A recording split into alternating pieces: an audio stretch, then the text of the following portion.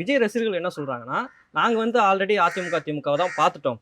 AIADMK, BJP இருக்கு. சரி அவங்களுக்கு ஓட்டு போடலனா கூட, நான் ஏன் திரும்பவும் திமுக கூட போடணும்னு நெனைக்கிறாங்க. ஆ. நான் அத வந்து விஜய்க்கு போடலாம் அப்படின்னு யோசிக்கிறாங்க.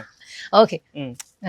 எதுக்கு நான் மாறி மாறி இருந்துட்டாங்க. திமுகவும் ஏற்கனவே இருந்துட்டாங்க. எதுக்கு நான் திமுகவுக்கு மறுபடியும் போடணும், நான் ஏன் திமுக ஓட்டு போடணும்? விஜய்க்கு போடணும் அப்படின்னு கேட்குறாங்க இல்லையா? அப்போ அவர்கள் அரசியல்னா என்னங்கிறத முதல்ல புரிஞ்சுக்கணும். ம்.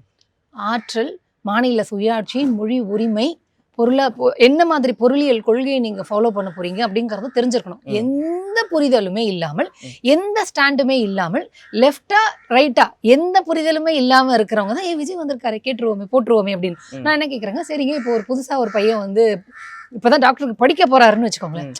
அவர் தான் வந்து கேட்குறாரு ட்ரீட்மெண்ட் நான் நல்லா பார்ப்பேன்னு, போவோமே அப்படின்னு சொல்லிட்டு போயிருவீங்களா?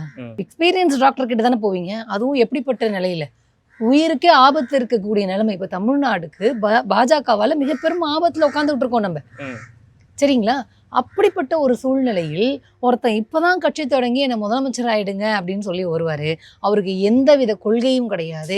அவர் ஃபுல் டைம் பொலிட்டீஷியனும் கிடையாது. நிர்வாகிகளை வந்து கண்டிக்கின்ற இல்லை நல்வழிப்படுத்துகின்ற பக்குவப்படுத்துகின்ற சிந்தனையும் கிடையாது. மாநிலத்திற்காக இது வரைக்கும் எந்த குரலும் கொடுத்தது கிடையாது. அடிப்படை அரசியல் தெரியாது. பொருளாதார கொள்கை கிடையாது. இப்போ இதெல்லாம் உங்களுக்கு எதுவுமே தெரியல. விஜய் வந்து கேட்குறாரு நான் போட்டுறேன் அப்படின்னு சொன்னா, நம்மளுக்கு ஆதாரமாக இருக்கக்கூடிய மாநிலத்தையே பலி கொடுக்கணுங்கிற எண்ணத்துல இருக்கிறாங்கன்னு அர்த்தம்.